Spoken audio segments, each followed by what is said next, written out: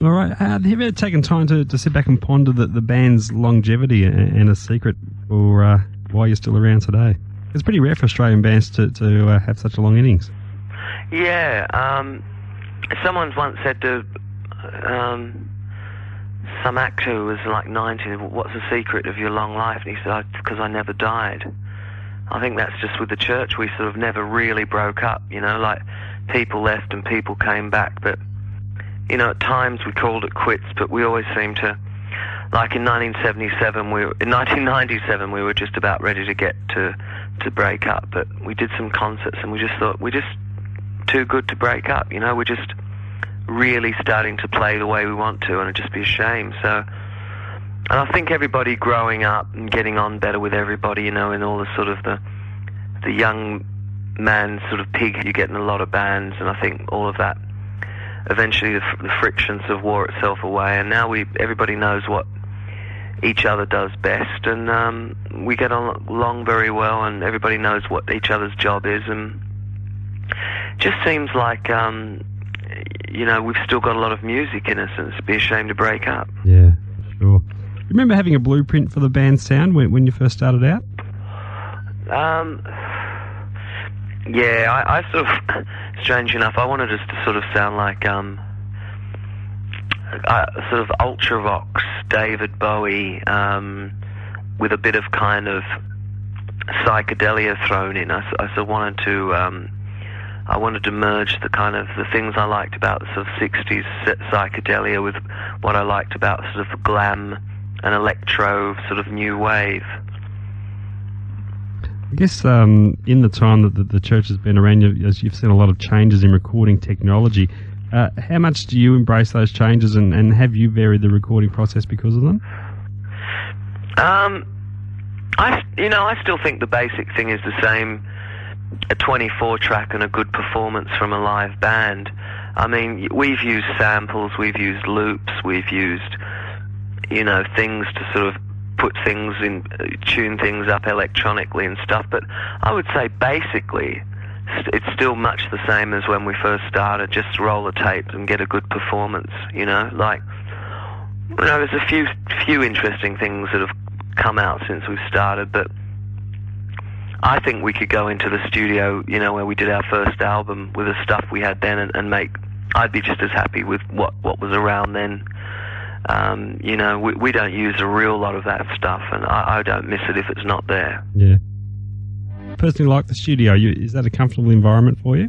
You're claustrophobic in there at times? When we first started, I thought being in a recording studio was the most exciting thing in the world. And I just wanted to hang around there all the time and watch everything that was going on, listen to everything that's going on. These days, it's pretty much I just want to record and get out, you know. I like it when it's all going well, but there's a lot of tedious stuff, you know, like sitting around waiting for someone to get a guitar part right and stuff that, I don't know, you know. The mystique's worn off a bit with that kind of thing. Yeah, not so much a novelty anymore. Mm-hmm. On average, over the years, how much would you say your songs have changed during the recording process to how you originally may have visioned them when you wrote them? Well, in the beginning, I used to kind of do demos of the songs at home, and I pretty much, for the first couple of albums, the songs were pretty much like the demos, only played a lot better and recorded a lot better. And then around the time of Heyday, we started writing all the songs together. So then I was never sure quite how they were going to turn out, and these days I have no preconceptions about songs, really. Sometimes I take little bits and pieces in with me, but I'm quite prepared to let them grow and change and do whatever they want to do. So these days I just pretty much go with the flow rather than having a set idea. Like Seance, for example, was completely the way I envisaged it, the way I wrote it, the way I demoed it. And I wasn't surprised by the way it turned out at all. But these days, when we go in, we really don't have much idea of what we're going to do, you know? Mm-hmm. Is there one particular album where you felt the band really hit its straps and came of age, and you produced the album that you always wanted to produce? I think Priest Equals Aura was that album for me. Yeah? Yeah, I really think that's our best album, and that had that. I always wanted to get this wide cinematographic kind of sound, and I think that album really achieved it, and I also thought the lyrics were the best lyrics that I'd written. Any album you wish you could go back and do again? Oh, man. Well, the first album, Remote Luxury, which was sort of tacked together to make an album, I think could have been done a lot better. Gold Afternoon Fix, Magician Among the Spirits. I think all of those ones could have been done a lot better. Yeah. The thing I've always admired most about the Church is that you've never really succumbed to commercial pressures. You've happily done your own thing without seeming to worry too much about its commercial potential, even though the success has come to you from time to time. Do you think the Church would still exist today had you gone the other way?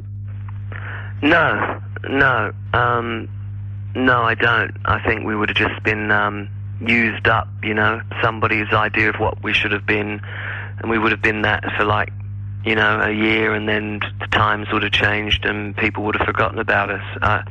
I don't think those sort of conceptual things are built to last. I think they're built to make a lot of money in a short time, and then the next fad comes along.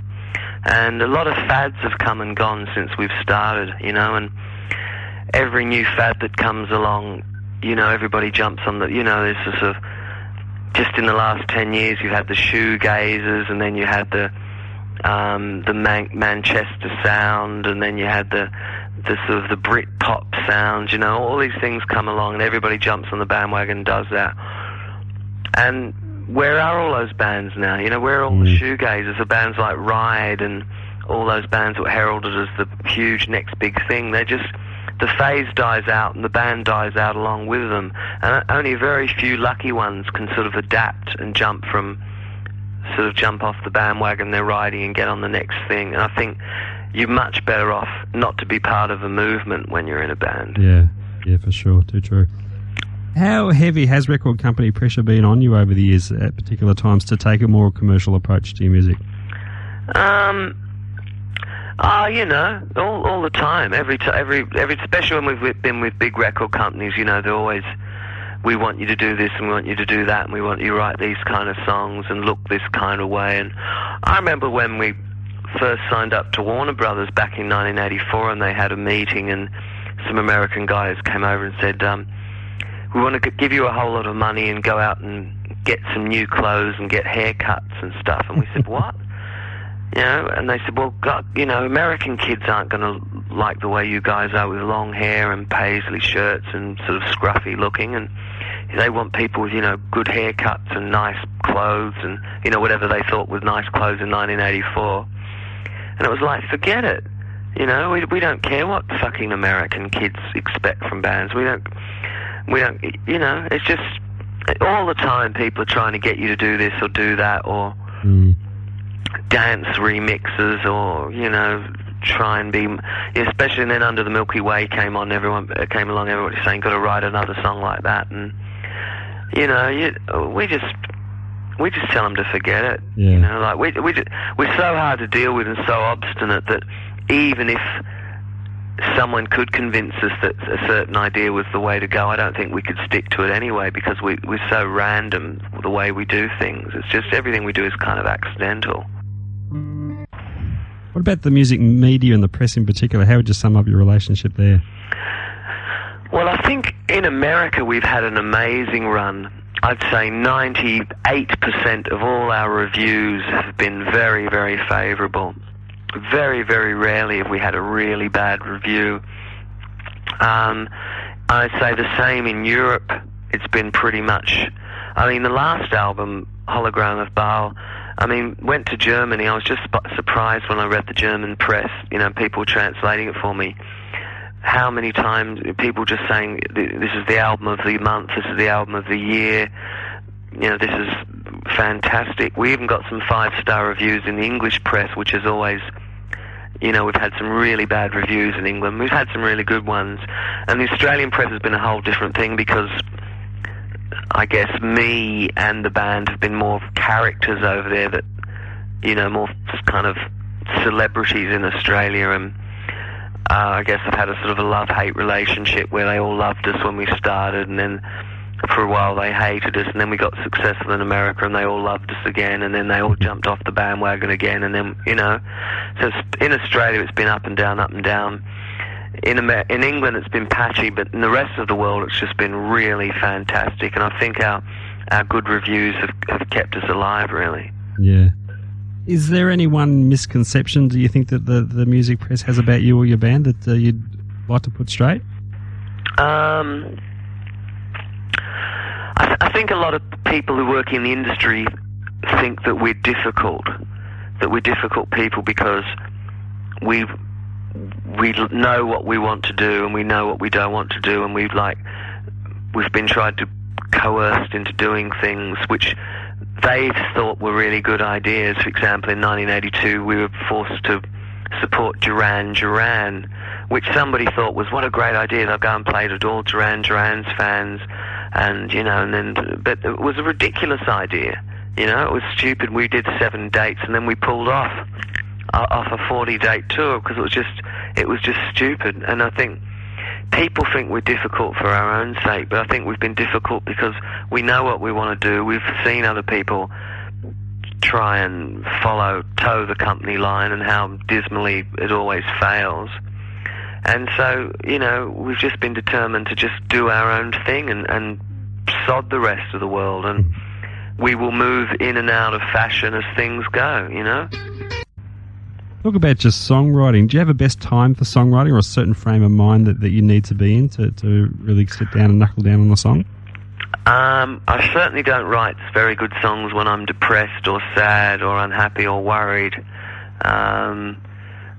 Some people I know say that's the best time for them to write songs, but I find that's really hard for me to do anything when I'm feeling like that. Normally I like it when the band jams and comes up with a really good jam, puts it on tape, and then I can just sit around and listen to that on a cassette for a while, and that usually inspires the lyrics. I must say, recently I've fallen in love for the first time after a long, long time, and I've been writing a lot of songs for my girlfriend, not for anybody else, just so I can send her a cassette and say, here's 6 new songs, you know, how much I love you. So that's really inspired me, but I don't know if those sort of songs are what the public really wants to hear, but being in love certainly inspires you to write a lot of songs and to write a lot of sort of words and poems and things like that. Yeah. What quality or aspect of your songwriting to you is personally most important to get just right? What do you labour over the most? I think it's all really important. I think the music and the lyrics are equally important, and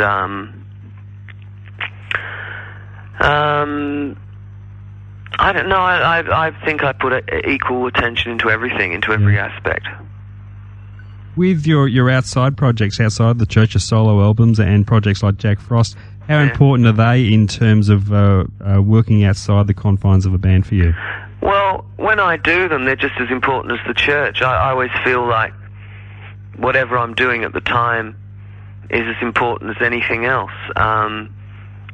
None of my outside things have ever been even vaguely successful, and I think that's fair enough. It's a bit of a shame because I think there was some good stuff on a lot of that, but whatever I'm doing at the time is just as important for me as the Church. I mean, the Church really is the breadwinner, is the thing that pays the bills, and is the thing that sort of keeps me going, you know, it keeps my career going, but artistically everything is as important as the Church to me, you know.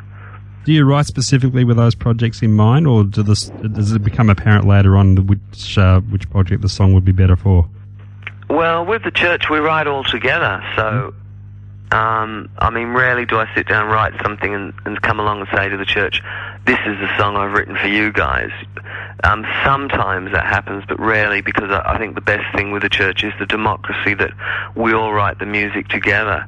So normally that doesn't really happen. I mean, I've got a couple of songs at the moment that I'm going to play to the other guys, see what they think, see if they want to play them on the next album, but I don't really mind if they don't want to do them, because I'll just do them with something else, you know.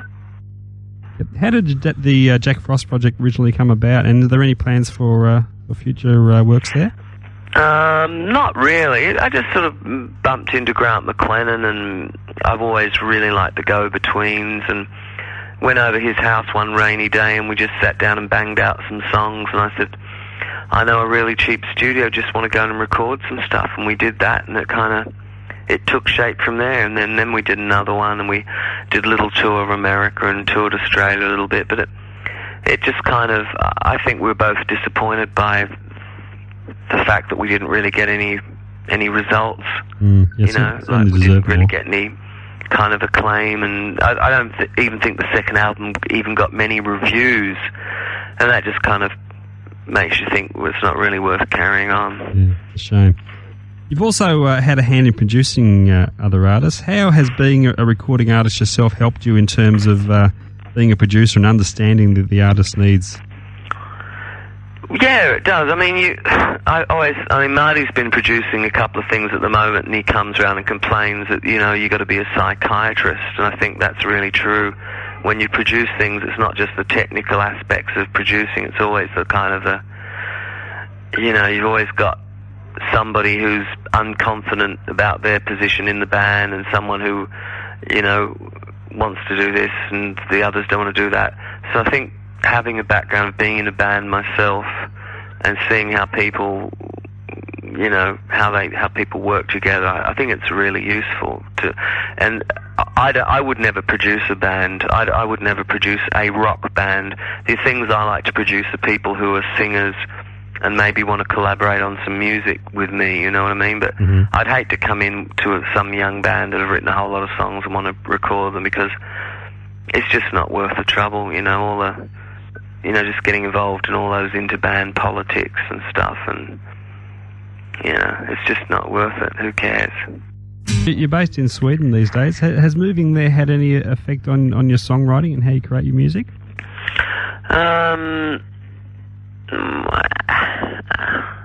No, I don't think so, really. I've always maintained my music isn't geographic, you know, like in the early days when we went to America and in England, everyone was saying, you know, we can hear that you're Australian because of, you know, the big wide open spaces in your music and all that, but I always maintain I would have made the same music no matter if my parents hadn't migrated from England. I still would have done this, and, you know, wherever I live, wherever I am, it's not a geographic thing, you know, it's a kind of it's an emotional thing, a spiritual thing that I'm after.